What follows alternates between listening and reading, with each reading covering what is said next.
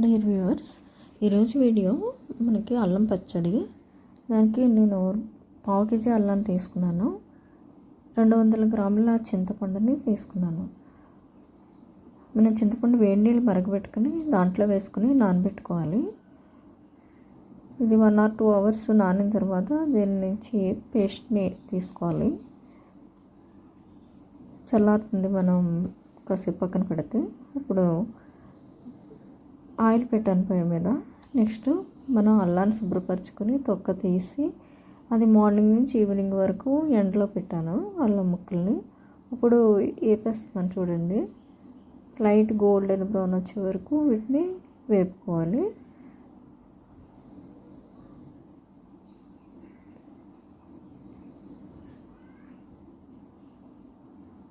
అన్నీ కదుపుతూ వేపుకోండి, లేకపోతే ఒక పక్కన ఎక్కువగా వేగిపోయి ఒక పక్కన తక్కువగా వేగుతుంటాయి. కానీ వేగడం అయింది. ఇప్పుడు నేను వేరే దాంట్లో తీస్తున్నాను ఈ ముక్కల్ని.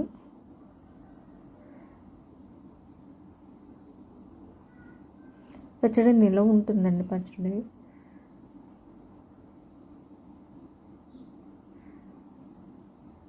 ఇప్పుడు ఒక 20 మిర్చి తీసాను. అంటే కారం ఎక్కువ కాల్స్తే కారం వేసుకోవచ్చు. ఆల్రెడీ అల్లం ఘాటుగా ఉంటుంది కాబట్టి తక్కువగానే వేసాను.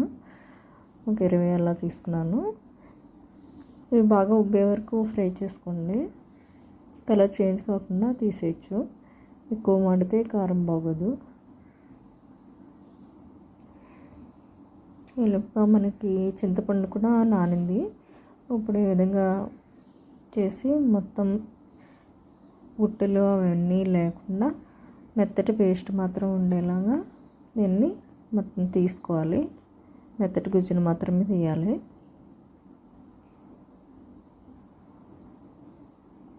అంటే మనకి సీడ్స్ కానీ లేకపోతే పైన ఉండేటటువంటి తొక్కలు కాడలు అన్నిటినీ తీసేస్తాం.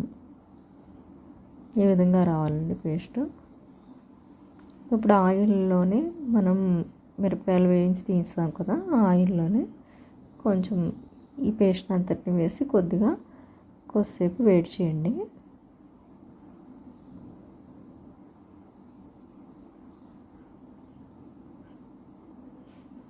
ఇప్పుడు పసుపు యాడ్ చేస్తున్నాను.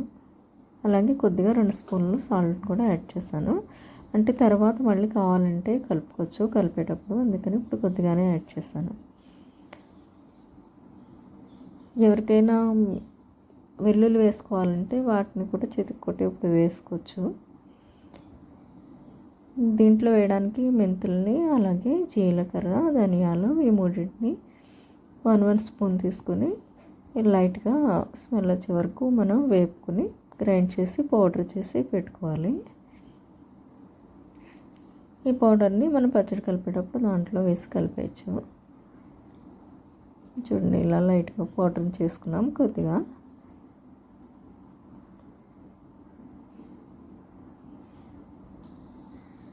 మనం బెల్లాన్ని తీసుకున్నాను. ఇది కూడా 200 గ్రామ్స్ బెల్లాన్ని తీసుకున్నాను. కొద్దిగా ఒక హాఫ్ గ్లాస్ వాటర్ వేసి దీన్ని కరిగే వరకు మరగనివ్వాలి. కొద్దిగా లైట్ పాకం వచ్చినా పర్వాలేదు. గ్రైండ్ చేసేస్తున్నాను చూడండి. మొత్తం 2 times వేసానండి. దీన్ని గ్రైండ్ చేయడానికి ఎక్కువ క్వాంటిటీ వేస్తే నలగలేదు, అందుకని 2 times గ్రైండ్ చేసి తర్వాత పౌడర్ని వేసి,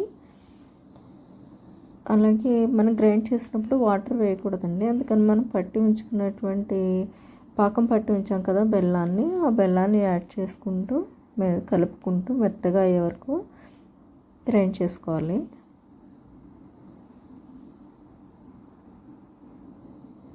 ఇప్పుడే సాల్ట్ని కూడా యాడ్ చేసుకోవచ్చండి. మీకు ఏమైనా తక్కువైందని అనిపిస్తే కొద్దిగా చూసుకొని అప్పుడు సాల్ట్ యాడ్ చేసుకోవచ్చు.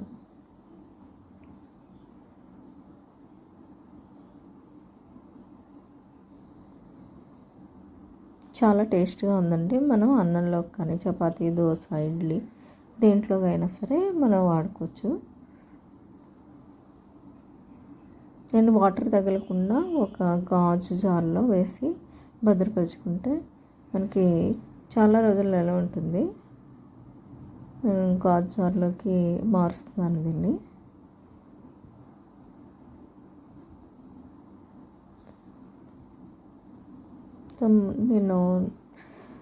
నేను వేసినటువంటి క్వాంటిటీకి ఈ విధంగా ఇంత పచ్చడి వచ్చింది.